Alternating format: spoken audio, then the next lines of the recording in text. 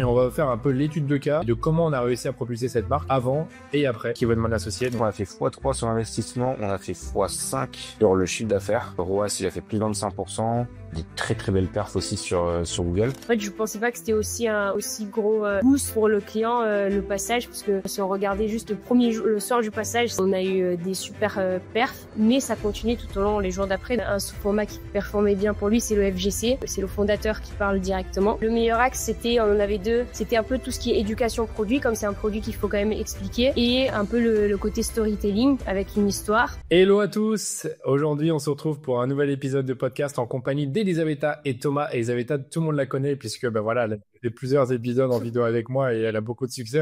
On reprend la première vidéo qui a fait, je pense, 1200, 1300 vues, plus encore une dernière qui en a fait 800. Et on a Thomas qui vient la concurrencer, ou en tout cas qui vient apporter plus d'énergie pour qu'on fasse encore mieux.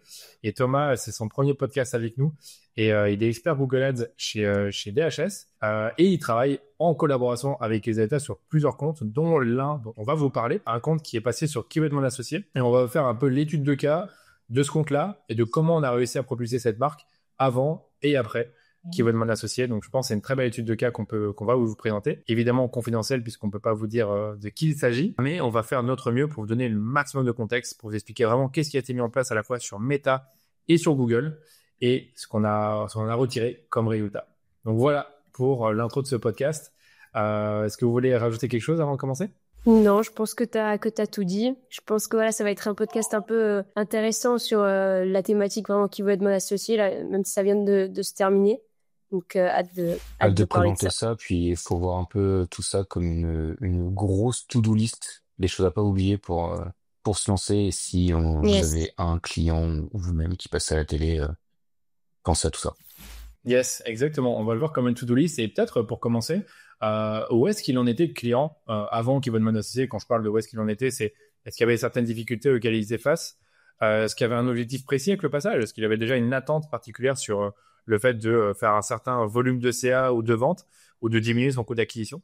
Yes, le client, on avait fixé un objectif là sur le mois du passage. Il avait, un peu pour résumer la situation, tu me dis Thomas si j'oublie des trucs, mais en gros, il avait une très bonne croissance entre 2023 et 2024. Et après, en fait, derniers mois de 2025, il avait une bonne croissance, mais elle dépendait beaucoup des clients récurrents. Donc, c'était un produit c'est un produit qu'on consomme régulièrement. Donc, il avait pas mal de réachats, mais un peu de mal sur l'acquisition. On avait en fait peu de nouveaux clients par rapport à l'objectif.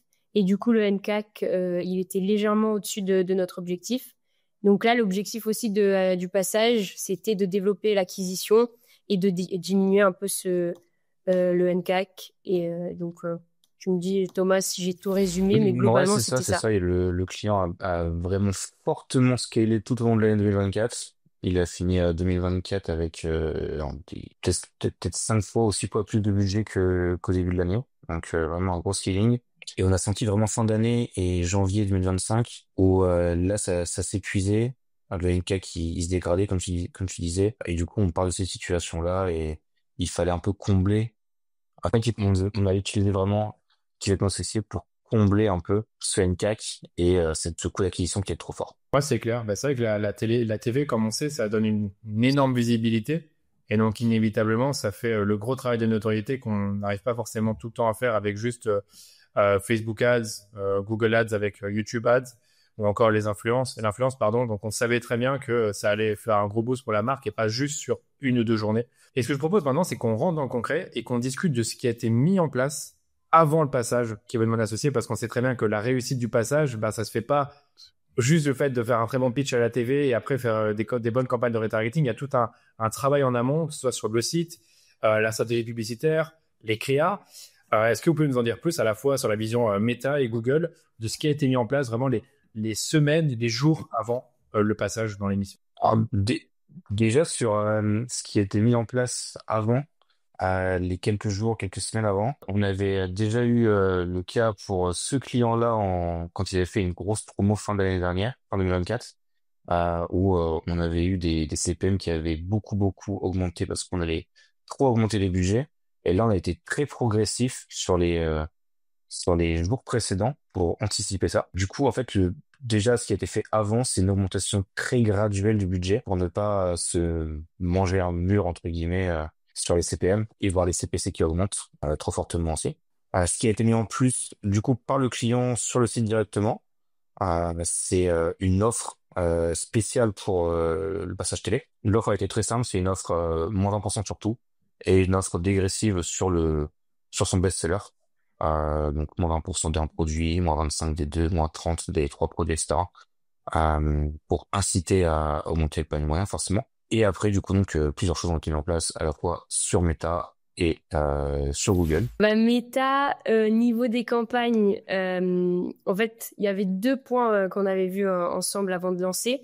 C'était d'abord d'exploiter un peu le plein potentiel des campagnes existantes. Donc, de notre côté, nous, on avait une Advantage Plus, donc principalement acquisition, mais qui faisait un peu de remarketing, une campagne test créa, donc que acquisition, et une campagne de remarketing. Donc déjà, ces campagnes-là, elles ont tourné pendant qu'ils vont être mon associé avec des créas qui vont être mon associé.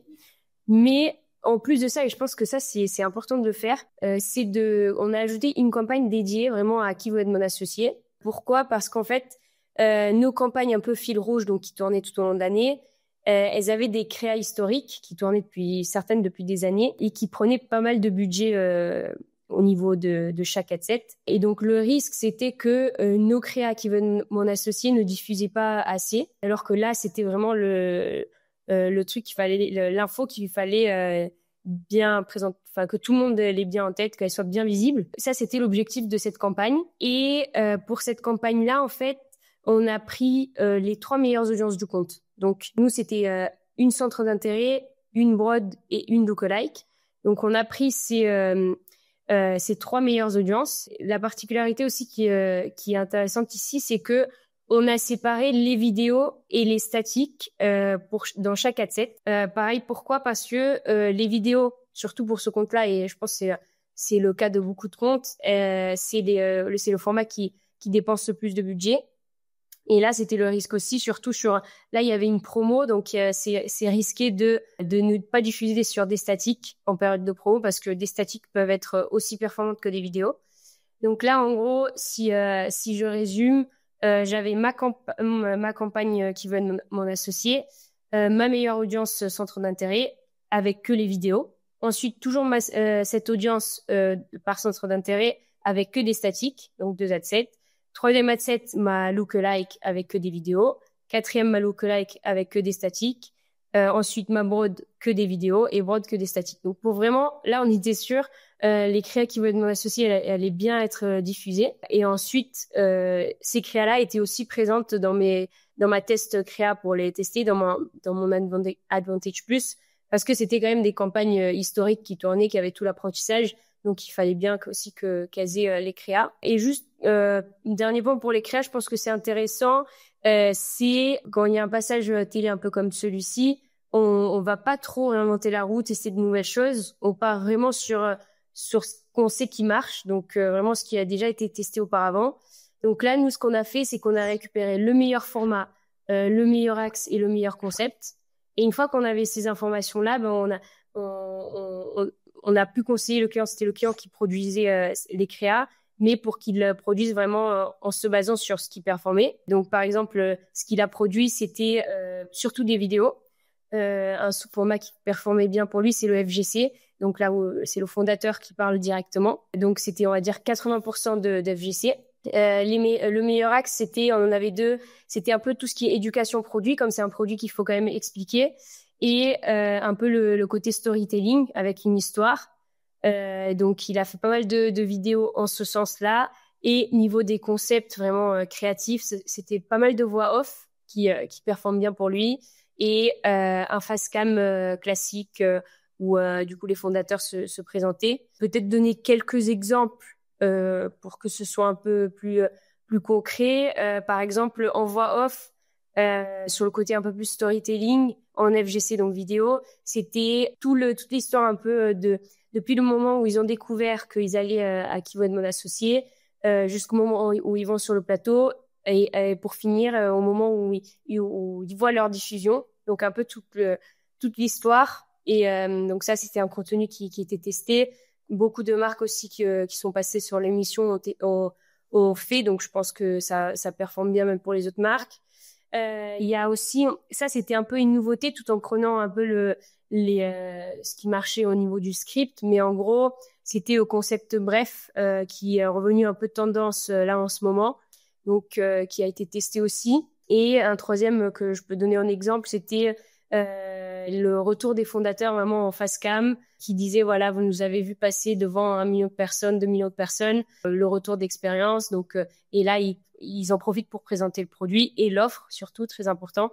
Donc voilà, ça c'est un peu des idées des vidéos des exemples de vidéos qu'on a testées. Et pour les statiques, je pense que ça peut aider aussi si jamais il y a une marque qui prépare un peu son passage, c'est toujours mettre en avant les fondateurs. Donc, par exemple, un peu en split screen, donc une photo des fondateurs sur le plateau qui veut être mon associé à gauche, et à droite un titre si on a déjà testé une tagline par le passé, donc mettre les meilleures taglines, et le badge un peu vu à la télé et avec l'offre toujours mise en avant.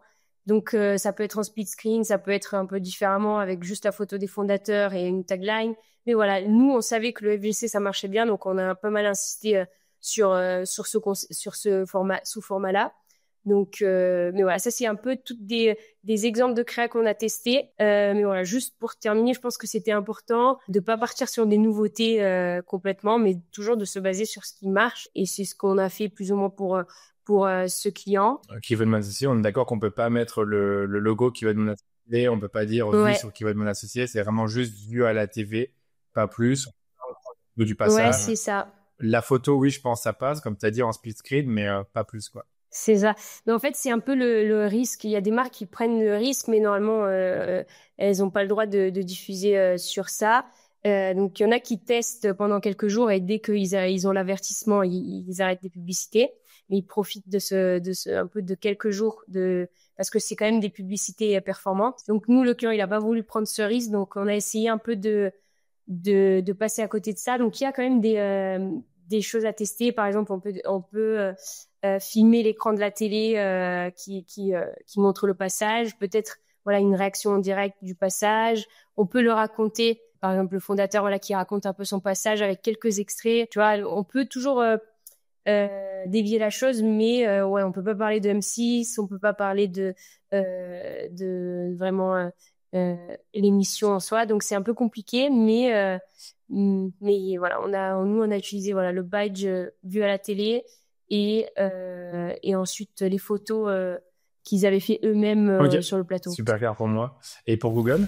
Ah ben juste avant de dire pour Google, en fait les clients c'est pas qu'ils ont pas voulu mettre qui va être associé sur les pubs etc.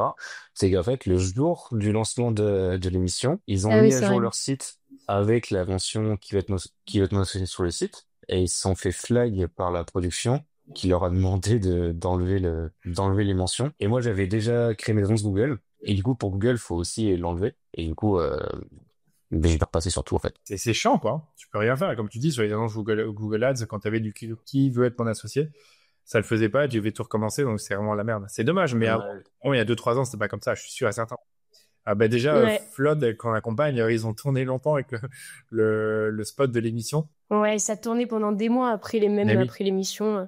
Ça performait bien. Là, c'est un bel accélérateur pour les marques. Et du coup, sur Google, c'est vrai que moi, ça m'intéresse de savoir qu'est-ce que tu as mis en place, Thomas, sur les campagnes, parce que là, c'est pas vraiment, c'est un peu moins de créa. Oui, je sais, tu pourrais créer à méta, mais c'est plus pour le demand gen. En termes voilà, de mots-clés, de budget, est-ce que tu as accéléré certaines campagnes de marque? Est-ce que tu as accéléré certains mots-clés? Est-ce que tu as rajouté des mots-clés qui n'étaient pas là avant? Qu'est-ce que tu as mis en place sur Google? Et bah, déjà, j'ai gardé une structure très classique sur le compte. C'est-à-dire qu'il y avait vraiment le bloc des campagnes de marque, le bloc des campagnes hors marque. J'ai juste rajouté tout simplement une campagne search hors marque avec des mots-clés qui va être m'associer, M6, vu à la télé, etc. Mais j'ai vraiment gardé ma structure classique, c'est-à-dire côté marque, une shopping marque et une search marque, où là, je suis vraiment allé décaper les CPC. Généralement, je conseille à mes clients d'avoir une campagne de marque search capée sur le CPC. Et là, en fait, on va décaper ce CPC pour vraiment être le plus présent possible. Parce qu'il faut pas se leurrer, en fait, quand on passe à la télé comme ça, il y a des concurrents qui sont aussi au courant qu'on va passer à la télé. Donc, eux vont enchérir sur votre mot-clé de marque. Donc, il faut être prêt à dépenser plus sur sa marque pendant ces jours-là. Et ensuite, sur la structure hors marque, eh ben, j'ai gardé du coup la même avec une Pmax best-seller, une Pmax avec les autres produits, ma search générique spécifique au niveau du produit, la search sur le blog du site du client. Et après, du coup, j'avais mes deux demand gen avec du demand gen remarketing, du demand gen acquisition, où là, on mettait les best performers de Meta. Mais globalement, quand on passe à la télé, il faut vraiment miser à tout prix sur la campagne de marque. C'est elle qui va driver le compte, qui va driver les performances. C'est même elle qui, pendant un temps, va dépenser le plus, ce qui est assez rare sur Google Ads, de dépenser plus sur la marque. Mais pendant vraiment 1, 2, 3 heures, c'est elle qui va dépenser le plus, même plus que ce que vous pensez d'ailleurs. Mais par contre, il faut profiter de ça pour investir quand même beaucoup sur leur marque et être présent sur leur marque. On n'a pas beaucoup parlé du retargeting, même si le marque, c'est un peu du retargeting finalement, mais sur YouTube et sur Meta, est-ce qu'on a boosté les budgets Et il y a pas de campagne comme ça dans ce cas-là? pour ce compte. C'était juste à Dimension et tu l'as laissé. C'est ça. C'était Alors, la demand gen et je l'ai poussé vraiment à fond pour faire du marketing. et t'as bougé des paramétrages spécifiques pour qu'elle aille plus loin que ce qu'elle allait déjà ou pas forcément? En fait, j'ai juste vraiment fortement augmenté les budgets. Et J'ai fait fois 4 sur les budgets du marketing pour la demand gen. Alors, on partait quand même avec un budget relativement faible, hein, de base sur cette campagne-là. C'est pas une campagne qui est très performante en soi, mais là, il fallait vraiment couvrir le remarketing, donc je l'ai poussé. Non, sinon, il y a un paramétrage qui est intéressant de faire sur Google, c'est de rajouter des mots-clés avec qui va être mon associé. Donc là, c'est mots-clés qui va être mon associé, mots-clés qui veut EMA, mots-clés via la télé, mots-clés, etc., etc. Mais il faut savoir, c'est pas des mots-clés qui vont se lancer tout de suite, parce qu'en fait, la requête n'existe pas de base. c'est pas, ouais, c'est ça.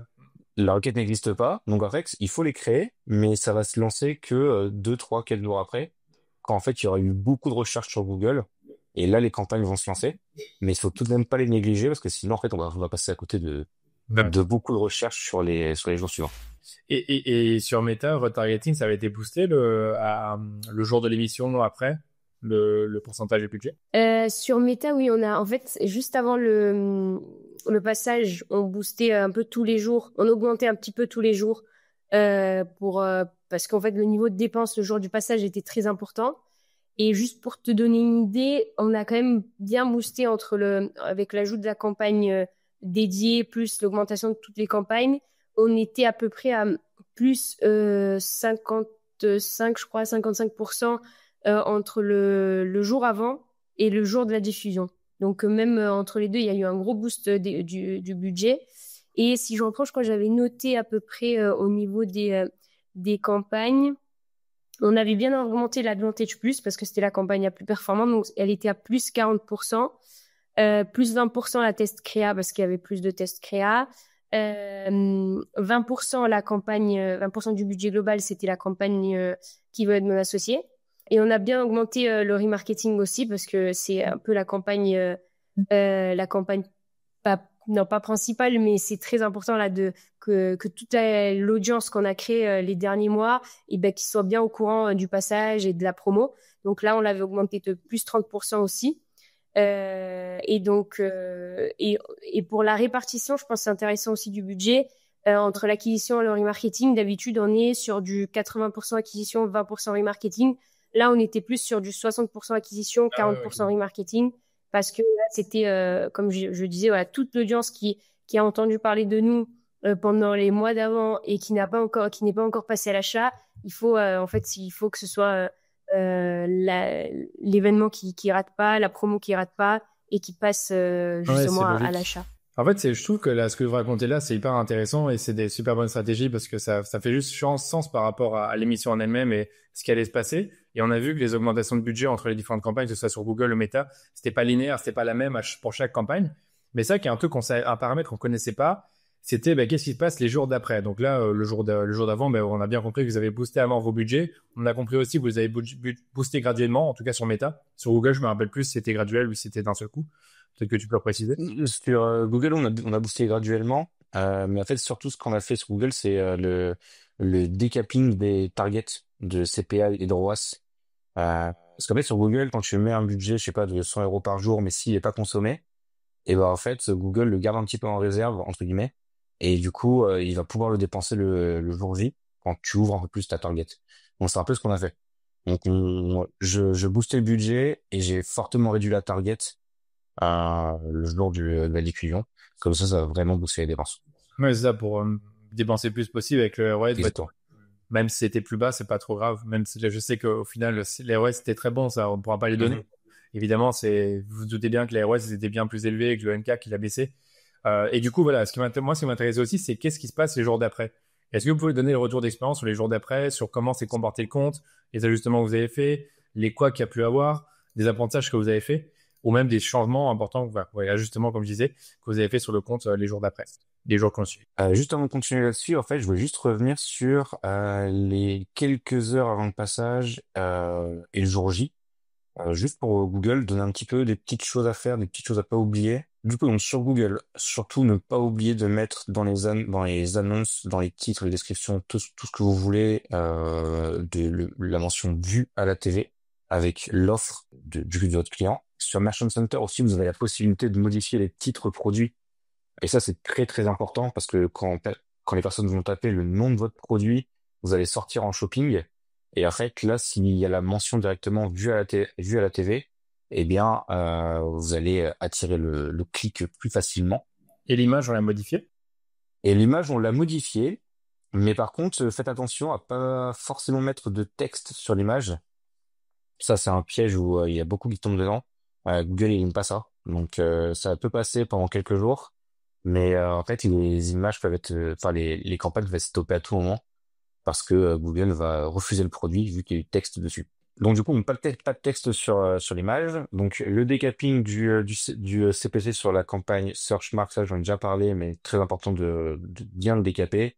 Et le décapping de tous les budgets sur toutes les campagnes, et même hors marque, il faut aller diffuser sur le hors marque à tout cas à ce moment-là pour maximiser la distribution et la rentabilité.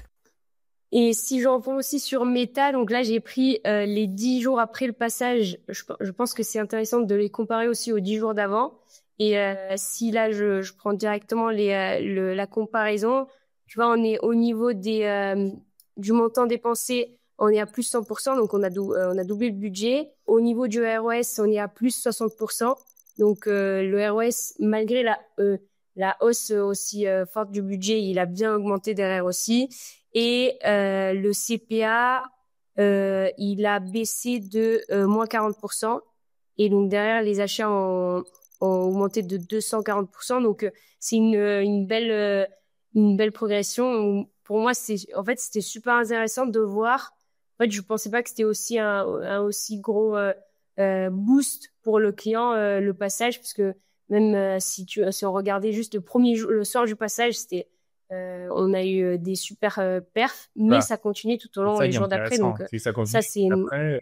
c'est ça qui est Continue avec le super budget élevé, intéressant. donc Ouais. ça veut dire quoi? C'est-à-dire que c'est pas parce qu'on fait un passage TV que le lendemain il faut remettre les choses comme avant, il faut continuer sur la même dynamique. Après, je suppose que les budgets ont finalement été réajustés, peut-être un peu baissés, peut-être un peu revus au niveau de la répartition entre les campagnes, mais les campagnes dont vous avez parlé étaient restées telles quelles. Je suppose que la campagne qui va être menacée sur Meta était toujours là.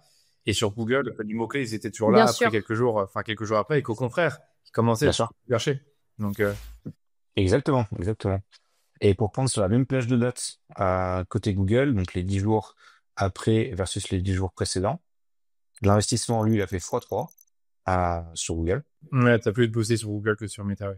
Mais après, Ouais. Meta, c'était plus fort que Google de base, mais sur Google, il y avait aussi, ouais, je peux peut-être expliquer pourquoi t'as investi beaucoup plus. Est-ce que c'est grâce à la marque? Est-ce que c'est grâce à Dimension? Est-ce que c'est grâce aussi au choix? C'est surtout grâce à la marque que l'investissement a vraiment été augmenté, notamment sur le premier jour où juste la marque...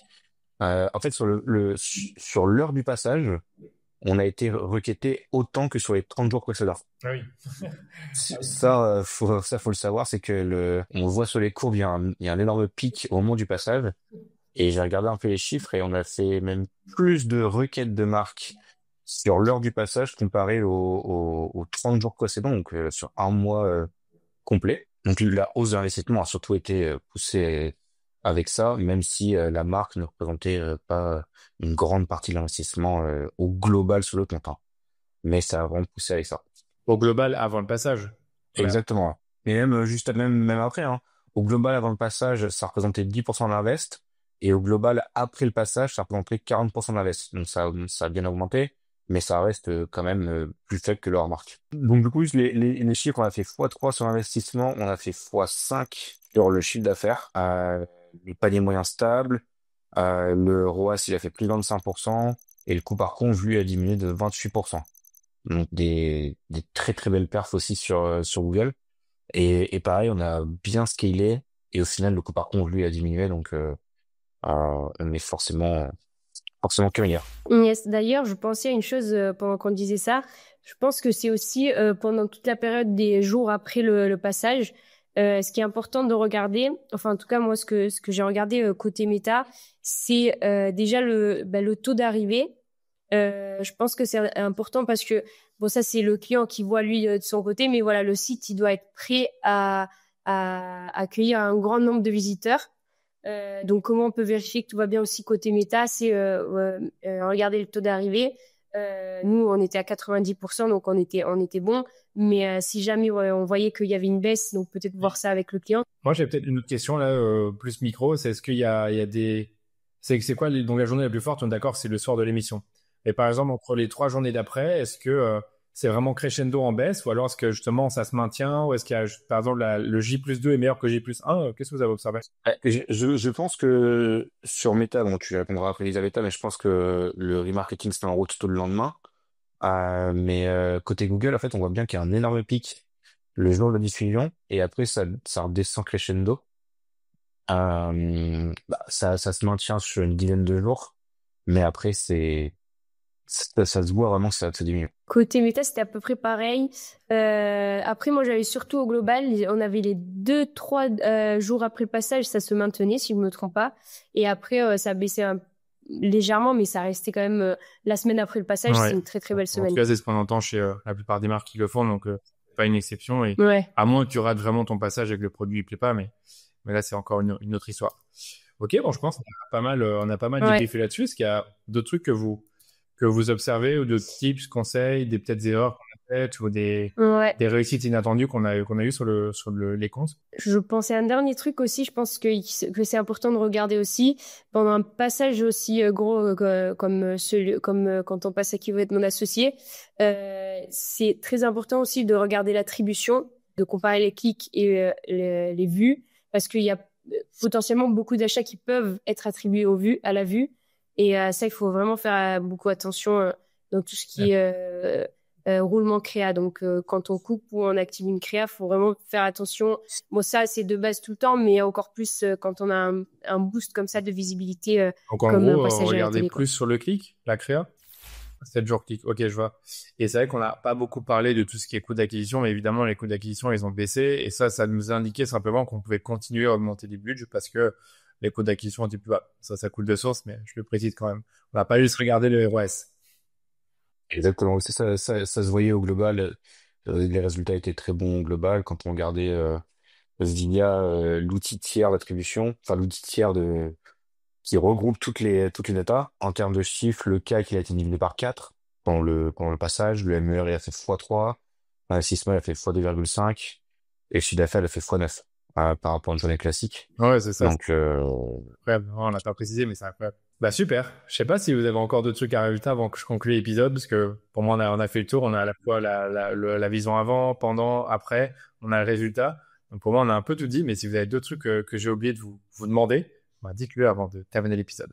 il y avait juste un petit point sur Google, un petit couac qu'on avait eu juste avant le passage de l'émission. En fait, quelques heures avant, j'ai l'habitude de regarder si tout se passe bien au niveau flux produit, etc.